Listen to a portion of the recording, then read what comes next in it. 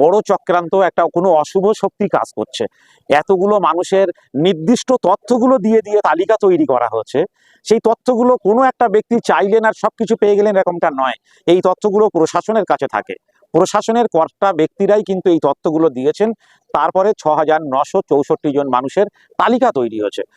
নন voter হিসাবে, মৃত voter হিসাবে, নন ইন্ডিয়ান সিটিজেন হিসেবে তাদেরকে চিহ্নিত করা হয়েছে। কোথা থেকে করা হচ্ছে? প্রাথমিকভাবে দায়িত্ব ফিল্ডে আসার মানুষের সঙ্গে কথা বললাম, পুলিশের সঙ্গে কথা বললাম, ব্লক প্রশাসনের সাথে কথা বললাম, বাকি রাস্তা তো খোলা আছে, সেই পথেই আমরা এগোবো। সেটা অনুমান করা হচ্ছে যে ফর্ম 7 কেউ জমা দিচ্ছেন, কিন্তু ফর্ম 7 আমি চাইলে কি নরেন্দ্র মোদীর নামে জমা করতে পারবো?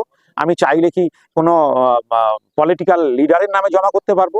আমাকে যদি মৃত হিসেবে ফর্ম 7 ভরে যদি কেউ জমা দিয়ে দেন, তাহলে প্রশাসনের দায়িত্ব নেই?